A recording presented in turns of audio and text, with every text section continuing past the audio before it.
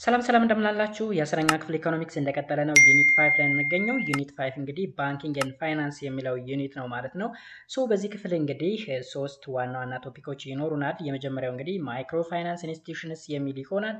ሁለተኛው ደግሞ ኤሌክትሮኒክ ባንኪንግ የሚል ቶፒክ ሲኖረን፣ በመጨረሻም ኢንዲጂኒየስ ፋይናንሻል ኢንስቲትዩሽን የሚባሉ አሉ። ኢንዲጂኒየስ ፋይናንሻል ኢንስቲትዩሽን የሚሉት እነማን ናቸው የሚሉ ነገሮችን በዚህ ክፍል ውስጥ እናያለን።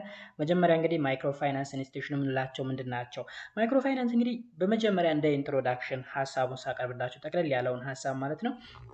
እነዚህ ጥቃቅን የሆኑ የብድርና ቁጠባ ተቋማት ናቸው። ጀስት ፑር ኮሚኒቲ ወይም ደግሞ ፋይናንሺያሊ ሎ የሆኑ ሰዎችን ለማበደር የተቋቋሙ የተለያዩ ማይክሮ ፋይናንስ ኢንስቲትዩሽን ወይም ተቋማት አሉ ማለት ነው። ስለነሱ ነው በአጠቃላይ የሚያወራው ማለት ነው። ኬ ኮንሰፕቶች አሉን። ኬ ኮንሰፕት እንግዲህ ማይክሮ ፋይናንስ የሚላለ፣ ማይክሮ ክሬዲት የሚላለ፣ ግሩፕ ኮላትራል የሚላለ፣ ሎን ዲፎልት የሚሉ ኬ ኮንሰፕቶች አሉን ማለት ነው። በየ አረፍተ ነገር ውስጥ ዲፋይን እያደረግን እየተረዳናቸው እናልፋለን። state-run banks had already tried to provide loan to poor households in different countries in the world. state-run banks ማለት በመንግስት የሚተዳደሩ ወይም ደግሞ መንግስት የሚቆጣጠራቸው ባንኮች አሉ። እነዚህ ባንኮች እንግዲህ had already tried to provide loan to poor household ለተለያዩ በድህነት ውስጥ ለሚኖሩ ማህበረሰቦች በተለያዩ የዓለም ክፍል እንግዲህ ብድርን ይሰጣል ወይም ለመስጠት ይሞክራል ማለት ነው። but they only left a legacy of inefficiency, corruption and millions of dollars of wasted subsidies. ነገር ግን ብድር ልስጥ ብሎ በኪሳራ ነው የሚቀረው። ኢንኤፊሽንት ነው፣ ኮራፕትድ ነው፣ ወይም ደግሞ ይሄ በሙስና ምናምን የተጨማለቀ ማለት ለድሆች ብድር በሚል ሰበብ ብዙ ብሮች ብዙ ዶላሮች ዌስት ይሆናሉ ማለት ነው። ብዙ ሚሊዮን ዶላሮች ዌስት ይሆናሉ ማለት ነው። thus providing loans to the poor with no collateral. what's collateral here?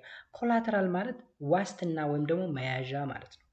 ኦኬ ስለዚህ providing loans ሎን ምንድነው? ብድር ማለት ነው። providing loans to the poor with no collateral was an issue for so many years until Muhammad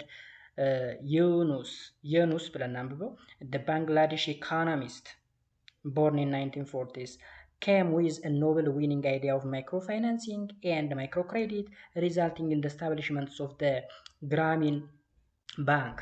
right?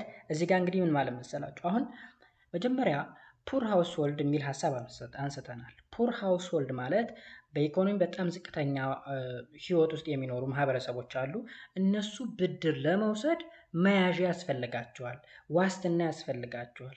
ድሃ ከሆንክ ደግሞ ወይም ከሆንሽ ተያዣ አይኖርሽም ወይም ደግሞ መያዣ አይኖርም ማለት ነው። ለምሳሌ ሀብታሞች ሲበደሩ ቤታቸውን ሊያስይዙ ይችላሉ፣ የመኪና ሊብሬ ሊያስይዙ ይችላሉ፣ የተለያዩ ነገሮችን ሊያስይዙ ይችላሉ። ነገር ግን ድሃ ከሆነ አንድ ሰው የሚያስይዘው እኮ አይኖረው። ዊዳውት ኮላተራል ወይም ደግሞ ያለ መያዣ ለማበደር በጣም ይቸገሩ ነበረ ማለት ነው። እስከ መቼ ድረስ? ሙሐመድ ዩኑስ የሚባለው የባንግላዴሽ ኢኮኖሚስት ሲወለድ ድረስ። እሱ ከተወለደ በኋላ ግን በጣም የሚገርም አይዲያ በማይክሮ ፋይናንሲንግ እና በማይክሮ ክሬዲት አሪፍ የሚባል ሀሳብን ይዞ መጣና ግራሚን ባንክ የሚባለው ነገር እንዲመሰረት አደረገ ማለት ነው። መሐመድ ዩኑስ ምንድን ነው ያደረገው? Muhammad Yunus started making small loans to the local poor villager with no collateral and could not get loan from the formal traditional bank. እንግዲህ ይህ ሰው ምንድን ነው ያደረገው? በአካባቢው የሚኖሩ ድሃ ህዝቦችን ወይም ሰዎችን ወይም ማህበረሰቦችን with no collateral ያለምንም መያዣ ወይም ደግሞ ያለምንም ዋስትና የተወሰነ ገንዘብ ማበደር የሚችልበትን ዋይ ፈጥሮ ነበረ ማለት ነው። He believed that his poor clients would make profit and be able to pay back the loan reliably. አያችሁ፣ እነዚህ የሚያበድራቸው ፑር ክሊንቶች ወይም ደግሞ ድሃ የሚባሉ ደንበኞቹ ከተበደሩት ብድር ትርፍ ያገኙና ያለምንም መቸገር ብድራቸውን በቀላሉ መክፈል የሚችሉበትን ሲስተም ነበር የዘረጋው ማለት ነው።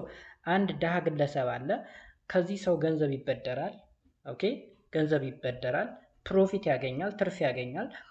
ዜን ወዲያውኑ ያለምንም ችግር የተበደረውን ብድር መክፈል የሚችልበት ሲስተም ዘረጋ ሙሐመድ ዩኑስ ማለት ነው።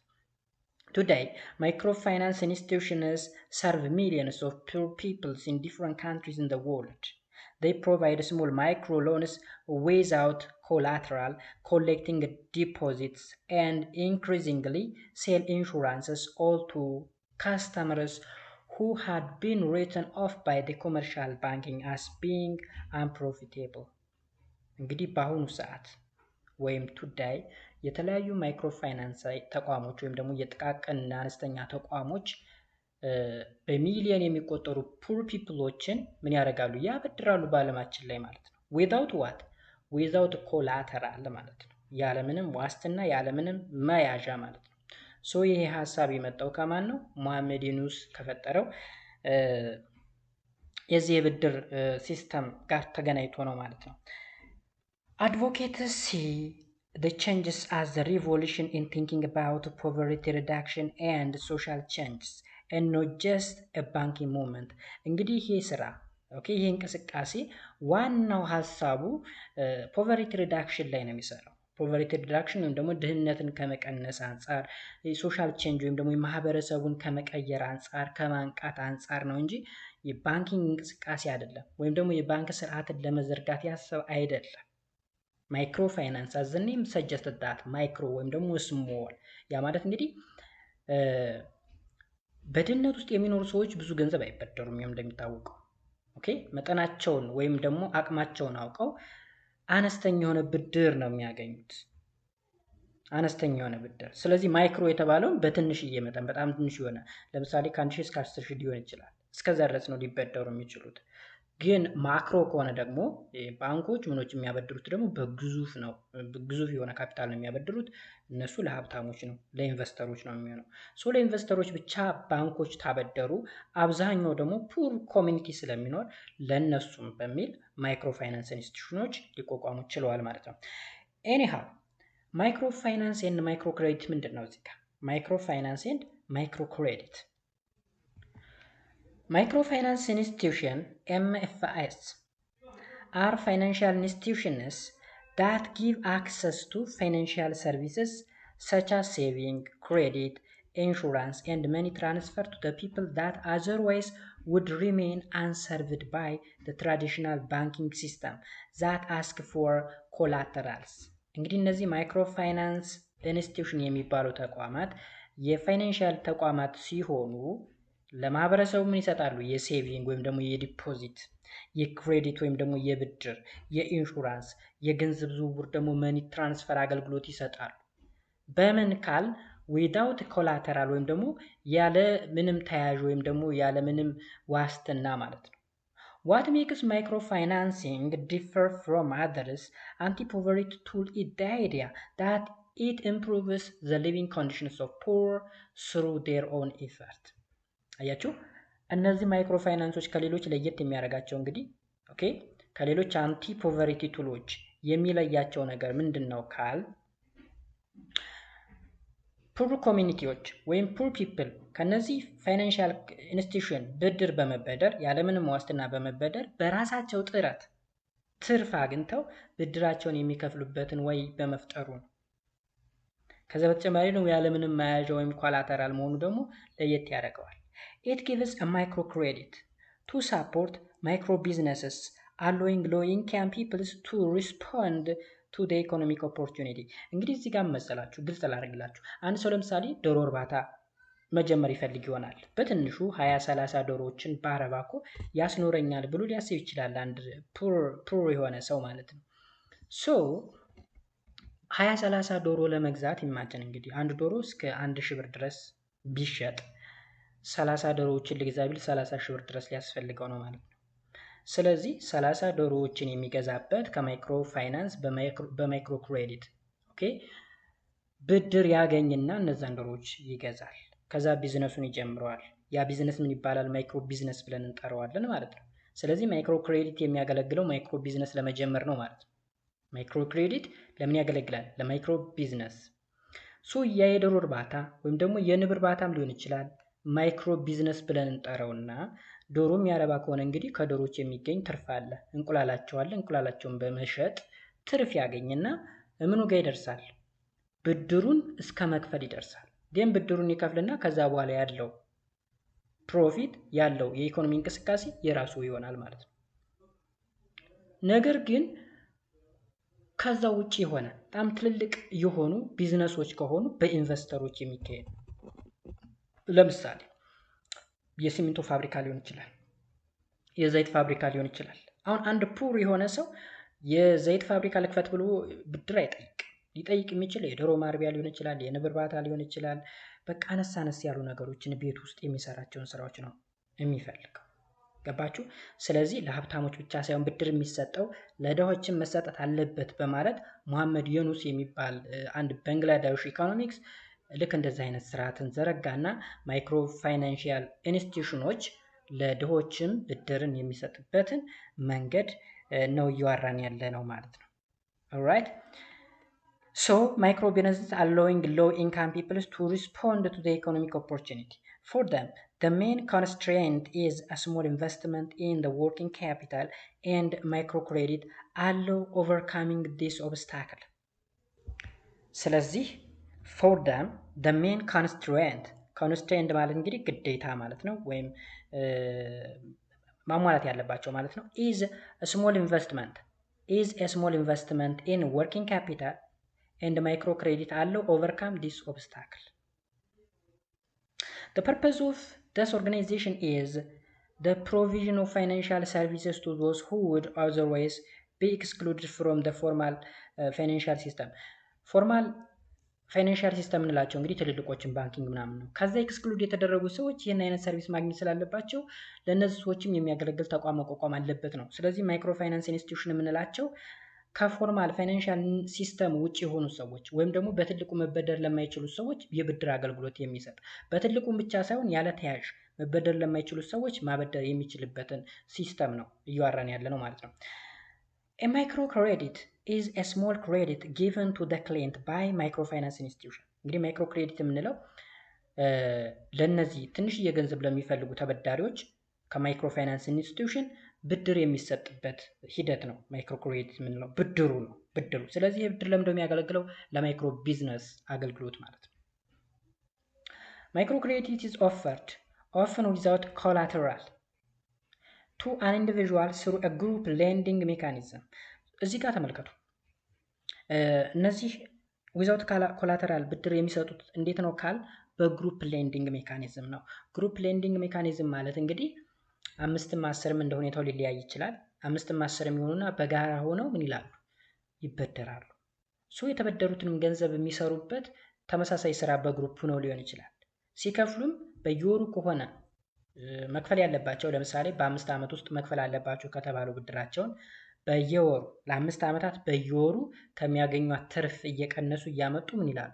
ለዛ ድርጅት ያስገባሉ ማለት ነው።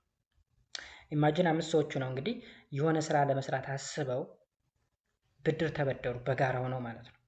77,000 ብር ቢበደሩ 5 በ7 35,000 ብር ተበደሩ ማለት ነው በጋራ።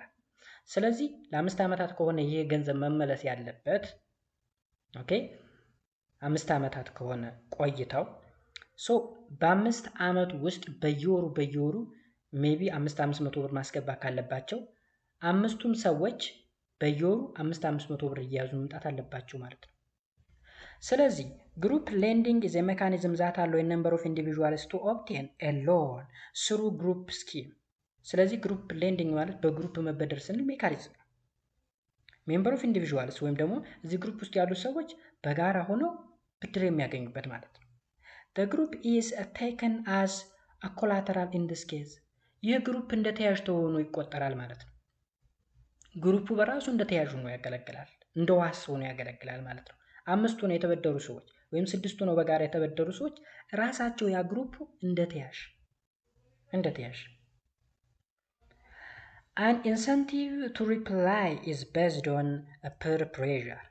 If one person in the group defaults, the other group member must make up the payment amount. እዚህ ጋር ደግሞ ተመልከቱ፣ ይችን ነጥብ ያዙልኝ። ከ6ቱ ሰዎች ግሩፕ ውስጥ ያሉ 6 ሰዎች ቢሆኑ ከ6ቱ ሰዎች አንዱ ሰው ቢቀር ቢታመም ቢጠፋ 5ቱ ሰዎች የመክፈል ግዴታ አለባቸው የዛንም ሰው ማለት ነው። ሐሳቤን ተረዱኝ። አሁን 6 ሰዎች ብድር አገልግሎት ሊጠይቁ ሆዱ በግሩፕ ሌንዲንግ ሜካኒዝም ስንት ተበደሯል? 77,000 ብር 42,000 ብር ተበደሩ። ከዛ በየወሩ 500 ብር ከትርፋቸው ሊመልሱ ተዋውለው ብድሩን ማይክሮ ክሬዲቱን አገኙት። ከዛስ በየወሩ ስድስታቸውም 500 ብር ይዘው ይመጣሉ ማለት ነው።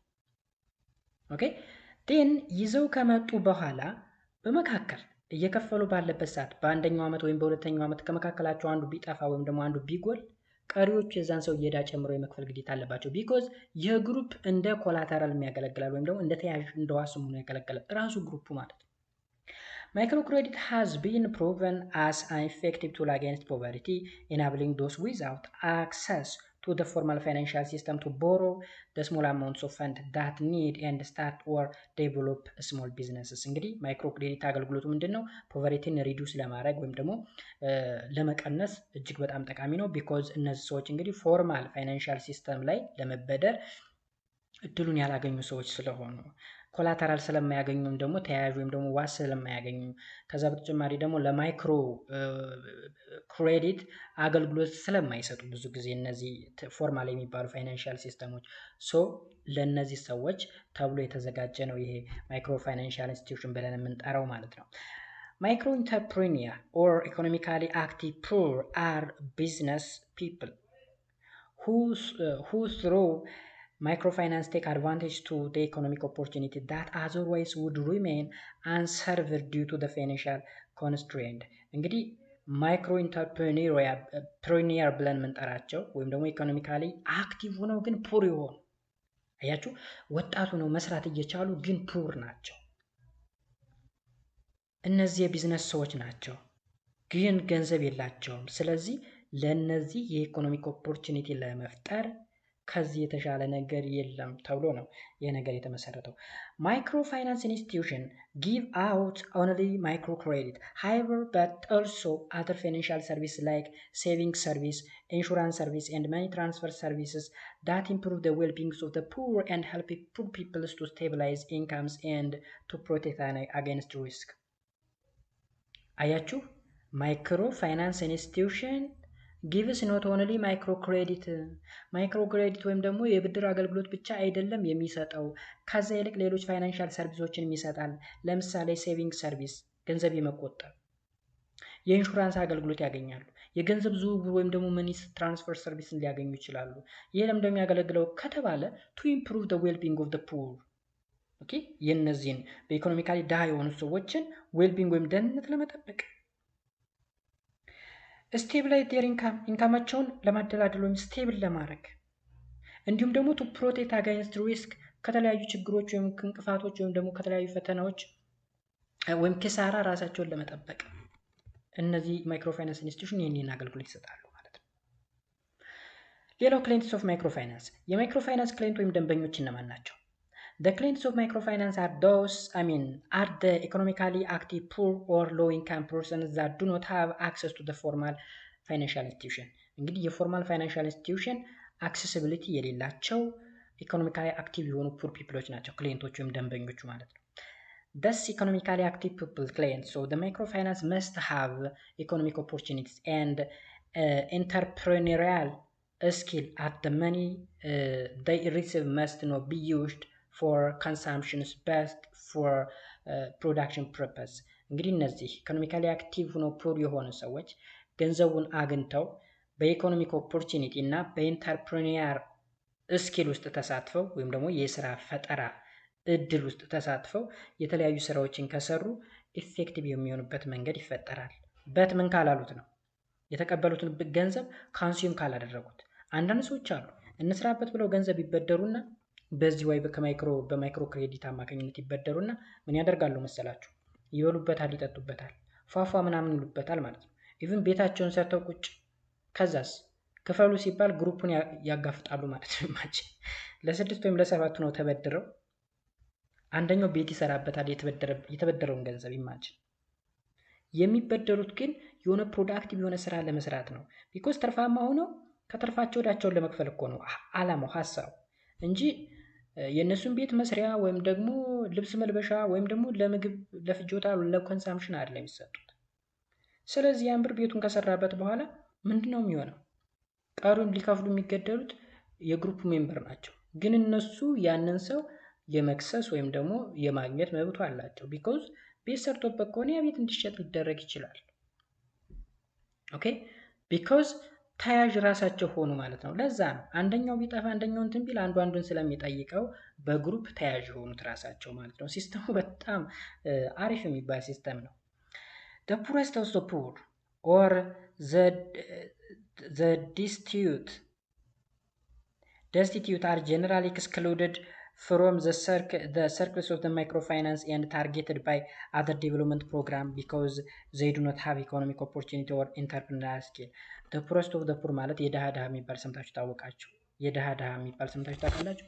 የደሃ ደሃ ተብሎ መንግስት የተለያዩ ፕሮግራሞችን አዘጋጅቶ ለምሳሌ የዘይት፣ የስኳር፣ የዱቄት ምናምን ጊፍት ወይም ስጦታ ምናምን ነገር ወይም ስጦታ የሚለውን ተውና እርዳታ እንበለው እርዳታ ያደርግላቸዋል። the poorest of the poor ኦኬ the poorest of the poor ማለት የደሃ ደሃ ማለት ነው። ስለዚህ ወይም ሌላ ስማቸው destitute ተብሎ ይጠራሉ። destitute ምንድናቸው? የደሃ ደሃ ናቸው። በዚህ አሁን በምንዋረው በማይክሮ ክሬዲት ወይም ደግሞ በዚህ አሁን እያየነው ባለው ኦፖርቹኒቲ ውስጥ ፓርቲሲፔት አያደርጉ ራዘር ምን እንደሚደረግላቸው ሌላ ፕሮግራም ነው የሚዘጋጅላቸው ማለት ነው። ሶ አይጠቃለሉም ማለት ነው። Group lending mechanism has been proven to be a good option for lending monies to the economically active poor.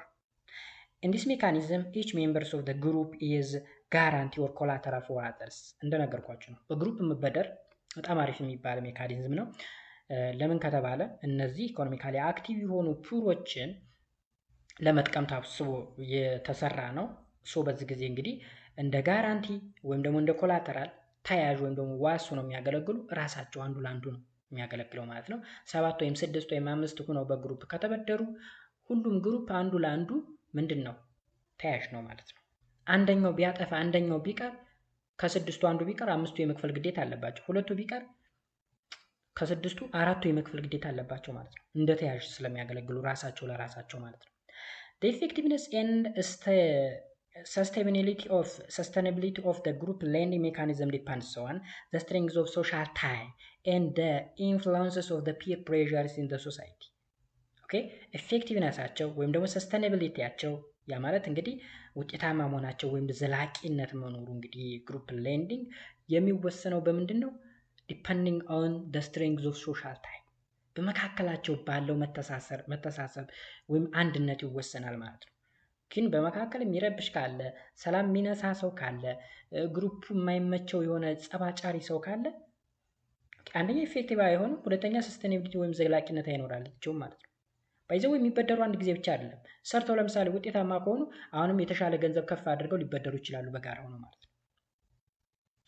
ሌላው ማይክሮፋይናንስ ኤንድ መኒ ሌንደር microfinance and money lender. Informal money lenders are the more direct competitors of microfinance institutions. The interest charged in the informal money lender almost always far exceed what is charged by the microfinance institutions, and borrowers do not have any kinds of protection from the abuse behavior ምናምን ይለናል። እዚህ ጋር እንግዲህ ኢንፎርማል የሆኑ መኒ ሌንደሮች አሉ ወይም ደግሞ ህገወጥ የሆኑ ገንዘብ አበዳሪዎች ህገወጥ ምናምን የሚለውን ተውና መደበኛ ያልሆኑ በሚል ታርጉመው። ስለዚህ መደበኛ ያልሆኑ ገንዘብ አበዳሪዎች አሉ ወይም የአራጣ ምናምን የሚያበድሩ ሰዎች ማለት ነው። ሶ እነዚህ የማይክሮ ፋይናንስ ኢንስቲትዩት ኮምፒታተር ናቸው ወይም ደግሞ ተወዳዳሪ ተፈካካሪ ናቸው ማለት ነው። ከማህበረሰቡ ጋርም የመገናኘት እድላቸው ሰፊ ነው እነዚህ ኢንፎርማል መኒ ሌንደሮች ማለት ነው። ከዛ በተጨማሪ ደግሞ የሚሰጡት ወለድ በጣም ኤክሲድ ነው ወይም ደግሞ ፋር ኤክሲድ ነው። ከማን አንጻር? ከማይክሮ ፋይናንስ ኢንስቲትዩሽን አንጻር በጣም የበለጠ ነው ማለት ነው ወለዱ። ለምሳሌ 1000 ብር አበድረው በ1000 100 እንዲወልድ በየወሩ አድርገው ሊያበድሩ ይችላሉ። ኦኬ አራጣ የሚባል ታወቃችሁ ማለት ነው። ወንጀልም ነው ይባላል፣ ኃጢአትም ነው ይባላል። እንግዲህ አራጣ ብድር ኤኒዌይስ ኢንፎርማል መኒ ሌንደር ብለን እንጠራቸዋለን እነሱዎች።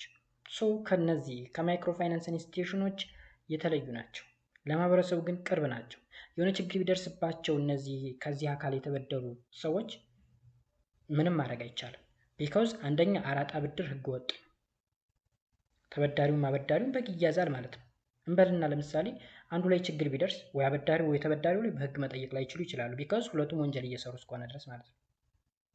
አቢዩዚቭ ሌንዲንግ ኦር አንፌር ሎን ኮሌክሽን ፕራክቲስ ነው ይሄ እንደው the informal money lender must of most of the time lend money to the poor who has no access to microfinance institution, or even where microfinance institution exists, some poor people may prefer the informal money lender. እንግዲህ እዚህ ጋር ተመልከቱ የኢንፎርማል የሆነ ሜኒ ሌንዲንግ ሜካኒዝም አንደኛ ማይክሮፋይናንስ ኢንስቲትዩሽን የሌሉበት ቦታ ላይ ነው የሚፈጸመው።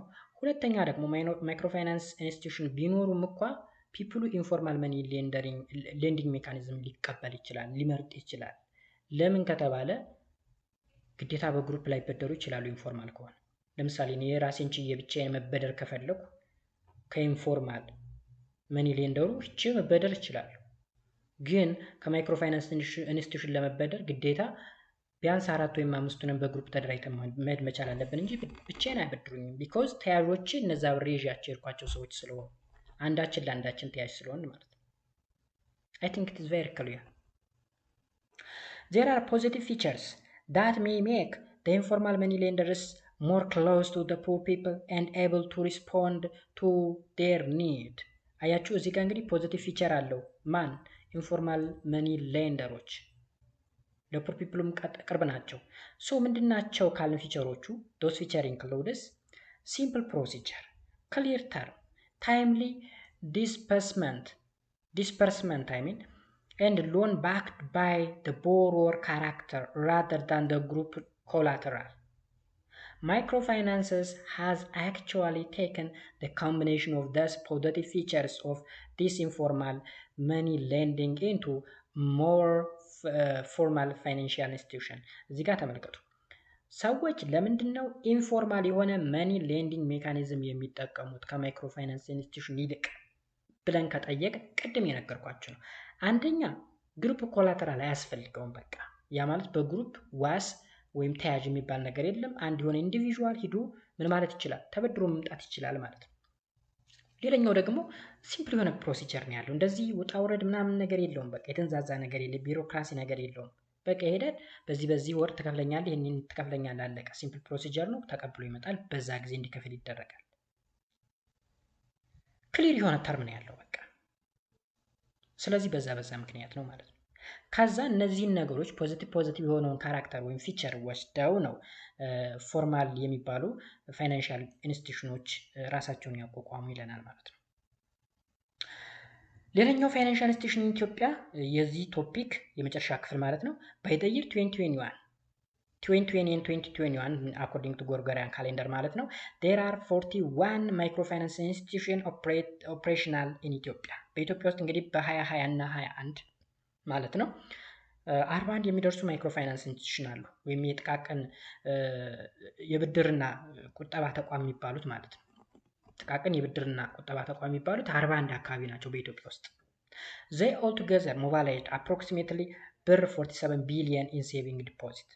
እነዚህ 41ዱን በአንድ ላይ ተደምረው 47 ቢሊዮን ያክል የተቀመጠ ገንዘብ አለ ማለት ነው በእነዚህ ተቋማት። they all together provide loan to the economically active poor Ethiopian approximately equals to ብር 64.6 ቢሊዮን። እንግዲህ ናሽናል ባንክ ኦፍ ኢትዮጵያ በ2020 እና 21 ሪፖርት እንዳደረገው እነዚህ 41ዱ ማይክሮፋይናንስ ኢንስቲትዩሽን ለድሃ ህዝቦች 64.6 ቢሊዮን የሚደርስ ገንዘብ አበድረዋል። ቀጣይ ቶፒክ ኤሌክትሮኒክ ባንኪንግ ወይም ኢባንኪንግ። ኤሌክትሮኒክ ባንኪንግ፣ ኢባንኪንግ፣ ሞባይል ባንኪንግ፣ ኤቲኤም ካርድ፣ ኦንላይን ባንኪንግ የሚባሉ ነገሮች አሉ። እንግዲህ ይሄ አይ ቲንክ ለእናንተ አዳዲስ ሀሳብ አይመስለኝም። ኤሌክትሮኒክስ ባንኪንግ ቢኮዝ ብዙዎች ስልክ አላችሁ፣ በስልካችሁ ገንዘብ ትለዋወጣላችሁ፣ ትቀያየራላችሁ፣ ትራንስፈር ታደርጋላችሁ ምናምን የገንዘብ ዝውውር። ኤቲኤም ማሽኑን ታውቁታላችሁ፣ ካርዱን ታውቁታላችሁ። ሶ ገንዘብ እንዴት ማውጣት እንደሚቻል እንዴት ምናምን እንደሚደረግ ስለዚህ አዲስ ኮንሰፕት አይመስለኝም። አይ ቲንክ ስለ ኤቲኤም ማሽን የማያውቅ የለም። ስፔሻሊ ከተማ አካባቢ የምንኖሩ ሰዎች መቼስ ቪዲዮ እያያችሁ እንደዚህ አይነት ቪዲዮ የምታዩ መቼም የኢንተርኔት አክሰሱ ያለበት ምናምን ኤሪያ ስለሆነ ኤቲኤም ማሽን፣ ኤቲኤም ካርድ ምን እንደሆነ በደንብ መረዳት የምትችሉ ናችሁ ብዬ አስባለሁ። ሞባይል ባንኪንግም በዛው ምን እንደሆነ የምታውቁ ናችሁ ብዬ አስባለሁ ማለት ነው። የማትረዱ ወይም ደግሞ የማታውቁትም ከሆነ እዚሁ እናወራበታለን በደንብ ማለት ነው። ኦኬ Technology in all sectors of the economy is changing faster than ever, and the banking or financial sector is not an exception. አያችሁ ቴክኖሎጂ በዚህ ሰዓት በጣም እየፈጠነ ነው ያለው በየትኛውም ሴክተር፣ በኢኮኖሚው ብቻ አይደለም በሌሎች ሴክተሮች ወይም ደግሞ ኦል ሴክተርስ ኦፍ ኢኮኖሚ በየትኛውም የኢኮኖሚክ ሴክተር ውስጥም በጣም ፈጣን የሚባል እድገትን እያመጣ ነው። ስለዚህ ባንኪንግ ወይም ፋይናንሻል ኤክሴፕሽን አይደለም። ባንክ ኤንድ መኒ ማኔጅመንት ቢኬምስ ኢንክሪዚንግሊ ሞር ኤሌክትሮኒክ። አሁን በዚህ ሰዓት የገንዘብ ዝውውሩ ኤሌክትሮኒክ እየሆነ ነው።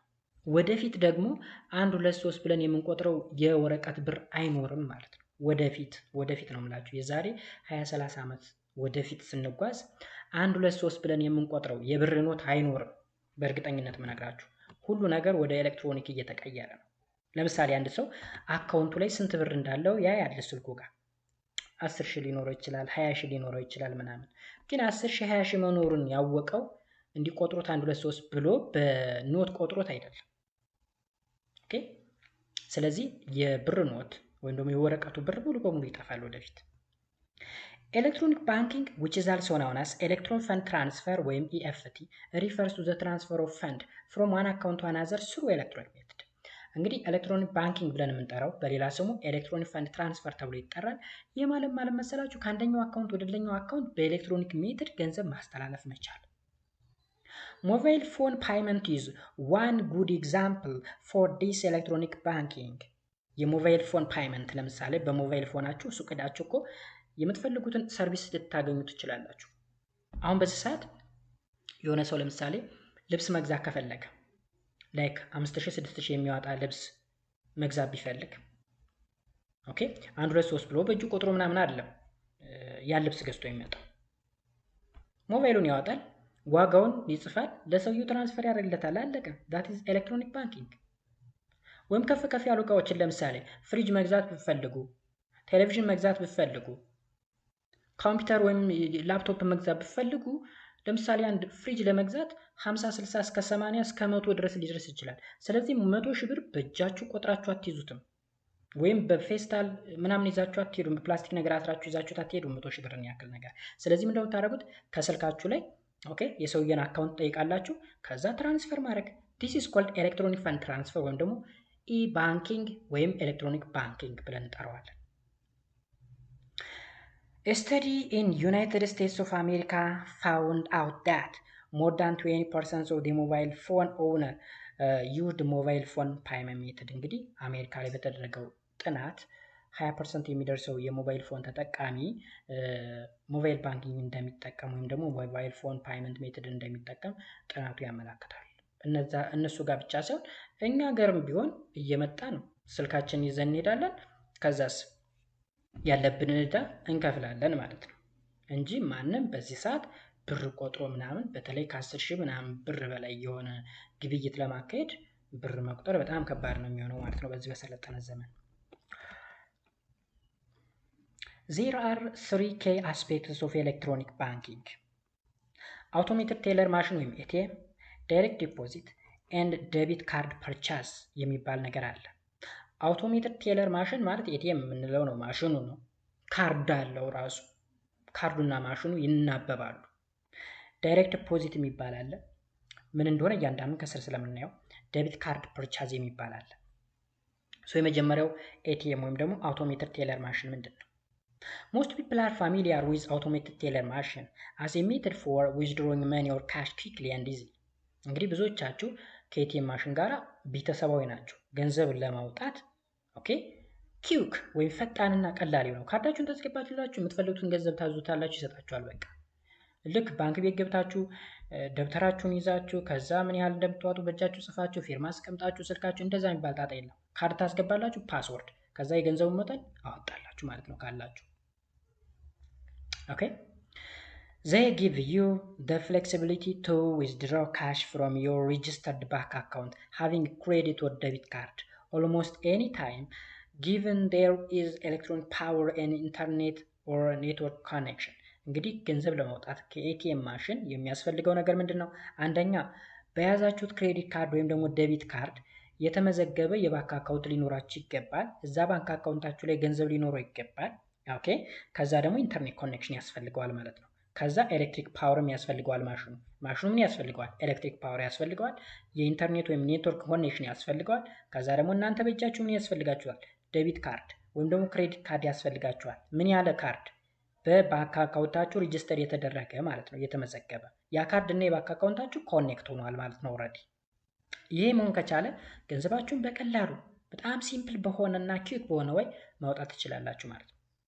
አውቶሜትድ ቴለር ማሽን ኦር ኤቲኤም will also let you transfer fund between your account to the other account, make deposit, bill payment, and also exchange currencies. አያችሁ ኤቲኤም ሌላ ደግሞ ለምን አገልግሎት ይውላል ማለት ነው። አንደኛ ከአንድ አካውንት ወደ ሌላ አካውንት ገንዘብ ለማስተላለፍ፣ ሁለተኛ ዲፖዚት ለማስቀመጥ ወይም ደግሞ ለመቆጠብ። አሁን ዘመናዊ ኤቲኤሞች እየመጡ ነው። ብር ማውጣት ብቻ ሳይሆን ብራችሁን እዛው አስገብታችሁ ኦኬ ለመቆጠብ ለማስቀመጥ። ቢል ፓይመንት ስንል ለምሳሌ የመብራት ለመክፈል፣ የቴሌኮም ለመክፈል ኦኬ የመብራት የቴሌኮም ሌሎች ክፍያዎችን ለመክፈል ክፍያዎችን ማለት ነው። እንዲሁም ደግሞ ኤክስቼንጅ ከረንሲዎችንም ኤክስቼንጅ ለማድረግ ላይክ ለምሳሌ ዶላር ፈልጋችሁ ከሆነ ብራችሁን አስገብታችሁ ዶላር የማግኘት ምናምን ቴንዳንሲ እነሱ ነገሮች እየመጡ ነው ያሉት። ATMs allow customers to complete a basic transaction without the guidance of a branch representative or a teller. አያችሁ ሌላው ደግሞ ጠቀሜታው ምንድነው? ኤቲኤም በራሳችሁ ቤዚክ የሆኑ ትራንዛክሽኖችን ማካሄድ ትችላላችሁ። ምን ሳያስፈልግ? የብራንች ሪፕሬዘንታቲቭ ወይም እዛ የምታወጡበት ባንከሩ ሳያስፈልግ፣ የባንክ ሰራተኛ ሳያስፈልግ ማሽኑ ቁጭ ብሎላችኋል። በፈለጋችሁ ሰዓት 24 ሰዓት አቬይሌብል ነው፣ ሁሌ ይሰራል። ካርዳችሁን ይዛችሁ የምትፈልጉትን አገልግሎት ተጠቅማችሁ መምጣት። ስለዚህ ባንከር ወይም ቴለር አያስፈልግም፣ ወይም የብራንች ሪፕሬዘንታቲቭ ወይም ተወካይ አያስፈልግም። ራሳችሁ ሄዳችሁ መስራት የሚችሉበት ቴክኖሎጂ ነው ማለት ነው። ሰርቪስ ፊ are commonly charged for a cash withdrawal when using ATM. ኤቲኤምን በምትጠቀሙበት ጊዜ በቡክዳችሁ ከማውጣት ለየት የሚያደርገው ነገር ምንድነው? ሰርቪስ ፊ የሚባል ነገር አለ፣ ወይም ደግሞ የአገልግሎት ክፍያ። ላይክ ለምሳሌ 1000 ብር አወጣችሁ ከሆነ በ1000 ብር 50 ሳንቲም ወይም ደግሞ 60 ሳንቲም ወይም ኢቭን 1 ብር እንደ ሁኔታው እንደ ታይሙ ሊለያይ ይችላል ማለት ነው። አሁን እየጨመረ ነው የመጣው። እሱ ሰርቪስ ፊ ይባላል። ኦኬ 1000 ብር አወጣችሁ ከሆነ 1 ብር ወይም 10 ብር ሊቆርጥ ይችላል፣ እንደ ሁኔታው እንደ ባንኩ ይለያያል። የሆነ ባንክ ለምሳሌ በ1000 ብር 1 ብር ሊቆርጥ ይችላል፣ 2 ብር ሊሆን ይችላል። እንደ ባንኪንግ እንደ ራሱ እንደሚተዳደርበት ህግና ደንብ ሊለያይ ይችላል ማለት ነው።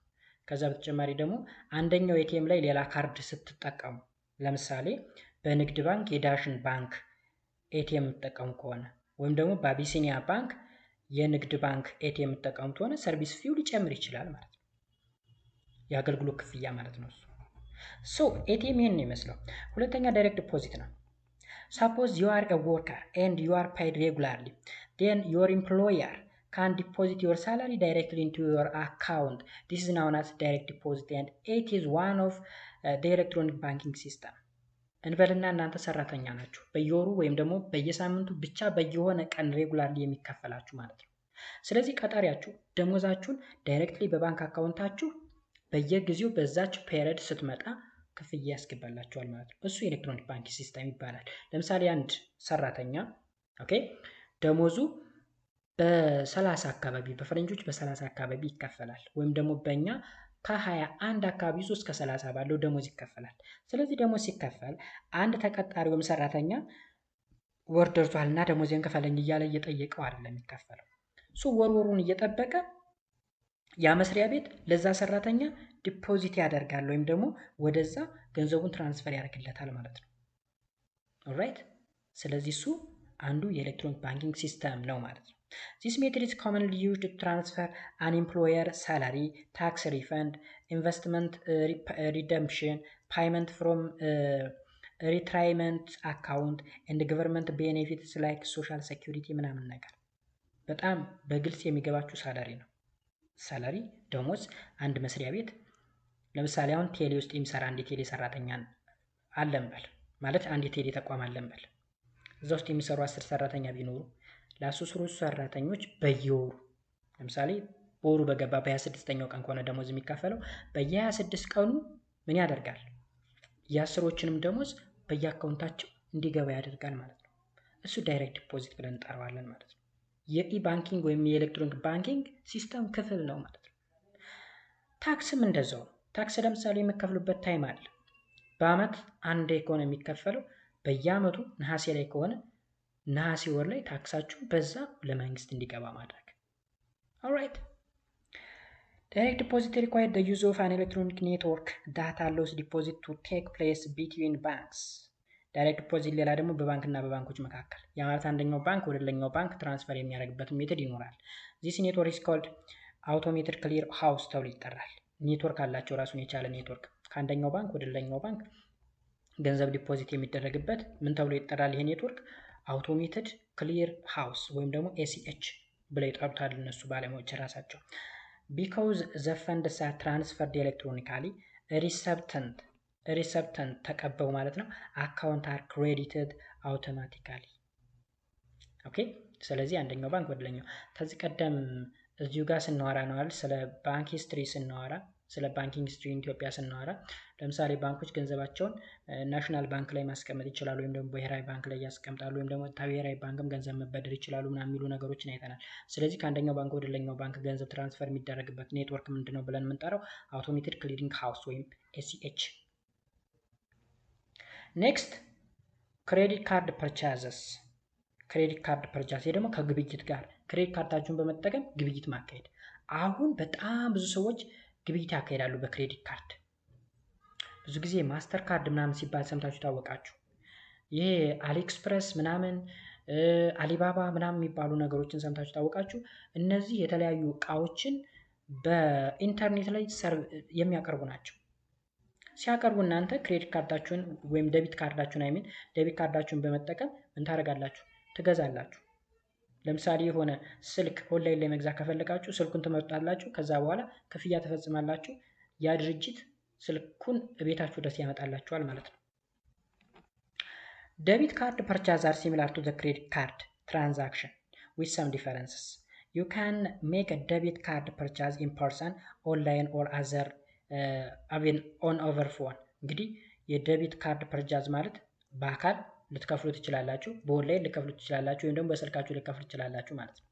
እንደነገርኳችሁ የሆነ ሰርቪስ ከፈለጋችሁ አንደኛ በአካል ተገኝታችሁ በኤሌክትሮኒክ ሲስተም ገንዘባችሁ ልታስተላልፉ ትችላላችሁ። ሁለተኛ በኦንላይን ግብይት ቅድም እንደነገርኳችሁ አሊኤክስፕረስ፣ አሊባባ ምናምን የሚባሉ የተለያዩ ድርጅቶች ኦንላይን ላይ የግብይት ስራ የሚሰሩ ናቸው። ከነሱ መግዛት ከፈለጋችሁ ወይም ደግሞ በስልካችሁ ግብይት የምትፈጽሙበት ሁኔታ ይፈጠራል ማለት ነው።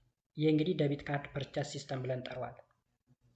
In debit card purchase, the money is taken directly out your linked account and you cannot spend more than you have. ኦኬ። ስለዚህ በዴቢት ካርድ ፐርቻዝ እንግዲህ መኒያችሁ ያላችሁ ገንዘብ ካላችሁ አካውንት ላይ ምን ይላል? ተቆርጦ ይሄዳል። ወዴት? ወደ ላካችሁት ማለት ነው። ከዛ የሚያሰው ሰርቪሱን ይሰጣችኋል ማለት ነው። When using a debit card to make purchase, you are paying for items then and there, drawing on funds in your bank account. When you use a credit card, however, you are essentially borrowing money from the card company for the item. It pays the merchant and then bill you for the amount. You repay it when you get your monthly statement. እዚህ ጋር እንግዲህ ዴቢት ካርድ ነው የሚለው አይደለ? ዴቢት ካርድ እንግዲህ ካርዳችሁም እንደሚያገለግለው እንድትበደሩበት ነው የሚያገለግለው። ገንዘብ ትበደሩበትና ወደ ማን? ሰርቪሱን ወደምትሰጡበት አካል ተቆርጦ ወደዛ እንዲሄድ ይደረጋል ማለት ነው። ኦኬ። If you do not pay the whole amount, you pay interests on the remaining portion as you would with any loan. አሁንም ተበድራችሁ እዚህ ጋር ክፍያውን የማከፍሉ ከሆነ እቀረው ሪሜኒንግ ፖርሽን ወይም ደግሞ ያልከፈላችሁት ገንዘብ ላይ ኢንተረስት ወይም ደግሞ ወለድ እንዲኖረው የሚደረግበት ሁኔታ ይፈጠራል። በአጭሩ የነገርኳችሁ ሳምፕል ኤግዛምፕል አሪፍ ነው፣ በቂ ነው። ያ ማለት ኦንላይን ግብይት ለማካሄድ ከፈለጋችሁ ዴቢት ካርድ የሚባል ነገር አለ። ከሱ ቁጥሩን ታስገቡና የራሱ ቁጥር አለው። ከዛ አካውንት ላይ ገንዘብ ካለው ከዛ ቆርጦ እንዲወስድ የሚደረግበት ሁኔታ እሱ ዴቢት ካርድ ፐርቻዝ ብለን እንጠራዋለን። ሌላው ሞባይል ባንኪንግ በጣም ሲምፕል የሆነ ነገር ነው። ሞባይል ባንኪንግን በጣም ታውቁታላችሁ። ሞባይል ባንኪንግ ኢዝ ዘ አክት ኦፍ ሜኪንግ ፋይናንሻል ትራንዛክሽን ኦን ሞባይል ዲቫይስ። በስልካችን ተጠቅመን እንግዲህ ገንዘብ ትራንስፈር የምናደርግበት፣ ካርድ ልንሞላ እንችላለን ከስልካችን። ኦኬ፣ የተለያዩ ቢሎችን ልንከፍል እንችላለን። አሁን ለምሳሌ ብዙ አገልግሎቶች የሚሰሩ እኔ ለምሳሌ አሁን ካርድ ከሱቅ ገዝቼ አላውቅም። እዛው ሞባይል ባንኪንግ የሚባል አለ። ከዛው ላይ ካርድ እዛው ባስፈለገ ሰዓት መሙላት ማለት ነው። እሱ ሞባይል ባንኪንግ ሰርቪስ ብለን እንጠራዋለን። ኢቭን ቢል ራሱ ቢል ለምሳሌ የመብራት አሁን ከዚሁ ነው የሚከፈለው። በቃ ምንም መብራት ቢሮ ድረስ መሄድ አያስፈልግም። መብራት ኃይል ቢሮ ድረስ መሄድ የለም በዚህ ሰዓት። አድቫንቴጅስ ቱ ሞባይል ባንኪንግ ኢንክሉድ ዘ አቢሊቲ ቱ ባንክ ኤኒዌር ኤንድ አት ኤኒ ታይም። ጠቀሜታው ምንድን ነው? እንግዲህ የትኛውም ቦታ የትኛውም ታይም ላይ ሆናችሁ አገልግሎቱን መጠቀም መቻላችሁ ነው። ኔትወርኩ እስካለ ድረስ፣ ገንዘቡ አካውንታችሁ ላይ እስካለ ድረስ። ዲስአድቫንቴጁን ስናይ ደግሞ ኢንክሉድ ሴኪሪቲ ካንሰርን and limitation range of capability when compared to banking in person or computer. ዲስአድቫንቴጁን ጉዳቱ ምንድነው? የሴኪሪቲ ጉዳይ በጣም አሳሳቢ ነው። ደህንነት ማለት ነው። ስልካችሁ ላይ ለምሳሌ በጣም በርካታ ገንዘብ ካለው አካውንታችሁ ላይ አንዳንድ ሰዎች ላይ ለምሳሌ ኢን ሚሊየንስ ሊኖራቸው ይችላል። እሱ ሴኪሪቲ አደጋ ነው። ስልካቸውን ሊዘረፉ ይችላሉ። ያ ማለት ለምሳሌ ተዘርፈው አስፈራርቶ ምናምን ፓስወርዱን ከወሰደባቸው ያ ሁላ ገንዘብ በአንዴ ተዘረፉ ማለት ነው።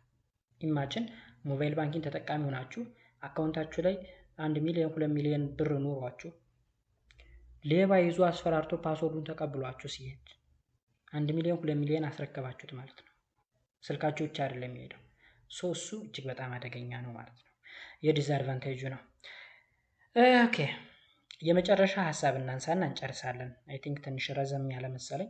ኢንዲጂኒየስ ፋይናንሻል ኢንስቲትዩሽን የሚባሉትን ከይከ ኮንሰፕቶችን እነግራችኋለሁ። ዲቴሉን አንገባበትም፣ ቢኮዝ ስለ እድርና ቁብ ስለሆነ እያወራ ያለው። እድርና ቁብ ደግሞ ለእናንተ ምናችሁም አይደለም፣ በጣም ቀላል የሚባል ኮንሰፕት ስለሆነ ማለት ነው። ኢትዮጵያ ሀዝ የትራዲሽናል ኢንዲጂኒየስ ፋይናንሻል ሲስተምስ ኮልድ እቁብ ኤንድ እድር፣ ወይም ደግሞ እድር ማህበርም ተብሎ ይጠራል። Depending on their income, Ethiopians have some amount of money in እቁብ per week. በየሳምንቱ እንግዲህ እቁብ ሰዎች ይጥላሉ። ከስንት አንስቶ ከ100 ብር እስከ 10 ሺህ ብር ድረስ የሚጥሉ እንደ አቅማቸው ማለት ነው፣ ወይም እንደ እቁቡ ማህበር አቅም። ይህ እቁብ እንግዲህ ተሰብስቦ በየሳምንቱ ምን ይላል? በየሳምንቱ የሚደርሰው አካል አለ። ስለዚህ በየሳምንቱ የደረሰው አካል ለምን ሊጠቀመው ይችላል? ለዌዲንግ ሊጠቀመው ይችላል፣ ለፈነራል ወይም ደግሞ ለሀዘን ሊጠቀመው ይችላል፣ ለሲክነስ ወይም ደግሞ ለህመም ሲታመም ለህክምና አገልግሎት ሊጠቀመው ይችላል ማለት ነው። ወይም ደግሞ ኢዝ አልሶ ዩዝድ ቱ ፊኒሽ ሰም አንፊኒሽድ አክቲቪቲ ላይክ ቢልዲንግ ሃውስ። ለምሳሌ ያልተጨረሰ ቤት ቢኖራችሁ እሱን ቤት ለመጨረስ እቁብ ልትገቡ ትችላላችሁ ማለት ነው። አስገዳጅ የሆነ ቁጠባ ማለት ነው እቁብ። በየሳምንቱ ምናምን ለምሳሌ ዛሬ አለ፣ ዛሬ የሳምንቱ መጀመሪያ ቢሆን ብዙ ጊዜ እሁድ ነው የሚጣለው። እሁድ ላይ የ2000 ብር እቁብ ከሆነ 2000 ብር ጥላለሁ። ከዛ ያንኑ ቀን የሚደርሰው አካል አለ። እቁብ ጣይጣልና እንደ ሎተሪ ጣይጣልና የሚደርሰው ሰው አካል አለ። ደራሹ ለምሳሌ 2000 ብር ሆኖ 10 ሰዎች ብትሆኑ 10 በ2000 ስንት ነው? 20 ሺህ አካባቢ ነው የሚሆነው። 20 ሺህ ደራሽ ማለት ነው። ስለዚህ እኔ የመጀመሪያው ደራሽ ከሆነ ከደረሰልኝ 20 ሺህ ብሬን ይዤ የምፈልገውን ስራ እሰራለሁ። ግን እቁቡ እስኪያልቅ ድረስ 10ዎቹም ሰዎች እስኪደርሳቸው ድረስ እቁቡን መቀጠል አለብኝ። ቢኮዝ የእነሱን ገንዘብ ነው መጀመሪያ ዙር ላይ የተቀበልኩ። ቀጣይ ዙር ያኛው ይደርሰዋል፣ ቀጣይ እያለ ይቀጥላል። ስለዚህ አገልግሎቱ ምንድን ነው? መደጋገፍ ነው። በኢኮኖሚ መደጋገፍ ነው። እድር ላይ ኦን ዲ አዘር ሃንድ ስንመጣ ደግሞ እድር ኦን ዲ አዘር ሃንድ ኢዝ ሞስትሊ ፎር ፋኔራል ኤንድ አሶሺየትድ ሰርቪስ። እድር ለሀዘን ነው። ሰዎች ሲሞቱ ምናምን ተሰባስቦ ለመቅበር ምናምን በዛ በሀዘን ሰዓት የሚወጡ ወጪዎች ምናምን አሉ። ኦኬ፣ እሱን ነገር ለመሸፈን የሚደረግ ነው። እንግዲህ አንዳንድ እድሮች ምን አላቸው? የተለያዩ እቃዎች አላቸው። ወንበሮች ይኖራቸዋል፣ ሳህኖች ይኖራቸዋል። ብዙ ሰዎች ተሰብስበው የሚጠቀሙባቸው እቃዎችን ያሟላሉ ማለት ነው። ኦልራይት። ስለዚህ እነዚህ ትራዲሽናል ኢንስቲትዩሽን ብለን እንጠራቸዋለን ማለት ነው። እዚህ ጋር ያለው ዲቴይሉ ምንድን ነው? መቼ ይጣላል? ምንድን ነው? እነማን ናቸው የሚጥሉት? ለምሳሌ ሜምበርስ ኢን ዘ እቁብ is based on pre-established social tie ይላል። it consists of homogeneous group። homogeneous group ማለት ተመሳሳይ የሆኑ ሰዎችን ይዛል። ያ ማለት ተመሳሳይ ቦታ የሚሰሩ ሰዎች፣ ተመሳሳይ የሆነ ኤትኒክ ባክግራውንድ ወይም ተመሳሳይ ብሔር ያላቸው ሊሆኑ ይችላሉ። ወይም ደግሞ ተመሳሳይ ንግድ የሚያካሂዱ ወይም ቢዝነስ አክቲቪቲ የሚያካሂዱ፣ ለምሳሌ የታክሲ ሹፌሮች እቁብ። ስለዚህ የታክሲ ሹፌር ላይ አንድ የሱቅ ነጋዴ ሊገባ አይችልም። የታክሲ ሹፌሮች ናቸው የሚጥሉ ማለት ነው። ወይም ደግሞ አንድ አካባቢ ላይ የሚነግዱት ሰዎች ኦኬ ሶ እሱ ነገር ኖርማሊ የሚታወቅ ነገር ስለሆነ ፒፕልስ ፍሮም ኦል ወክስ ኦፍ ላይፍ ሬንጂንግ ፍሮም ሩራል ፑር ቱ ዲ አርባን ሪች ፎርም ኤ ሹሼን ቦይስ ቱ ደ ሃይ ሌቭልስ ኦፍ ገቨርንመንት ኦፊሻል ፓርቲሲፔት ኢን እቁብ ኤንድ ካፒታል ኮንትሪቢሽንስ ቫሪ አኮርዲንግ ቱ ደ ፐርፐዝ ኦፍ ደ እቁብ ኤንድ ኢኮኖሚክ ስታተስ ኦፍ ኢትስ ሜምበር ይላል። በአጭሩ እቁብ እንግዲህ ከትንሽ ከጫማ ጠራጊ ወይም ደግሞ ተሹሻይን ወይም ደግሞ ከሊስትሮ ይዞ እስከ ትልቅ የመንግስት ኃላፊዎች ድረስ ይሳተፉበታል ማለት ነው። ቢኮዝ ሁሉም የማህበራዊ ህይወት ስላላቸው ማለት ነው።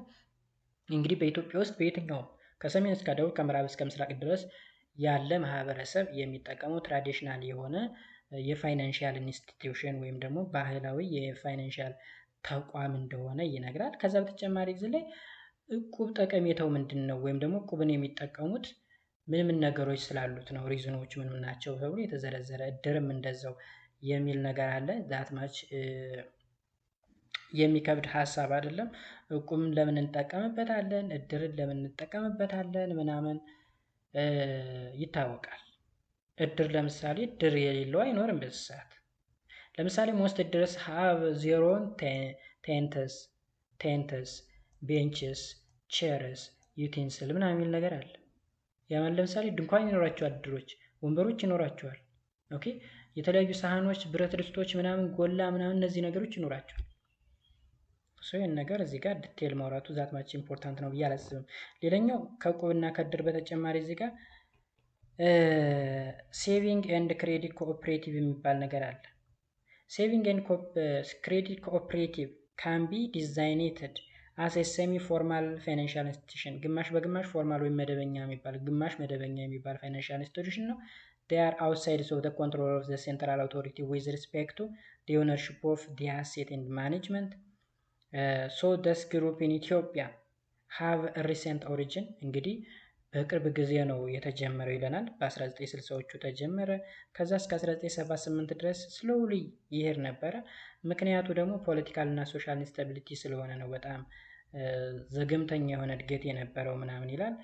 ከዛ በተጨማሪ ደግሞ በ1974ቱ አፕራይዚንግ ወይም ደግሞ አብዮት ነበር ወይም ደግሞ አመጽ ነበረ። ዜን ይሄ ሴቪንግ ኤንድ ክሬዲት ኮኦፕሬቲቭ ተብሎ የሚጠራው እንግዲህ ሃዝ ቢን ግሮዊንግ ፋስት ሲንስ 1978 ከ1978 በኋላ ደግሞ እንደገና በፍጥነት ሊያድግ ችሏል ማለት ነው። በአጭሩ ምንድን ነው አገልግሎቱ? to have immense potential in financing short-term loans for agricultural production technologies and undertake of farm income generating activity ይላል። በአጭሩ በአግሪካልቸር ዘርፍ ላይ የሾርት ተርም ብድር ወይም ደግሞ ሎን የሚገኝበትን ኦፖርቹኒቲ ወይም ደግሞ እድል ለመፍጠር ተብሎ የተቋቋመ ድርጅት እንደሆነ ይነግረናል ማለት ነው። አይ ሆፕ አንደርስታንድ አድርጋችሁኛል ብዬ ጠብቃለሁ። ያልገባችሁ ሀሳብ አስተያየት ካላችሁ ኮሜንት ሴክሽን ላይ አሳውቁኝ። በሚቀጥለው የምንገናኘው ዩኒት 6 ላይ ይሆናል። ዩኒት 6 እንግዲህ ቶፒካችን ምንድን ነው የሚለው ኢኮኖሚክ ግሮውዝ የሚል ቶፒክ ይኖራል። በዚህ ቶፒክ እስከምንገናኝ እንግዲህ በያላችሁ በሰላማችሁ ብዚት ይበል። ለዩቲዩብ ቻናሉ አዲስ ከሆናችሁ ሰብስክራይብ በማድረግ ቤተሰብ ሁኑ። መልካም ጊዜ። ባባይ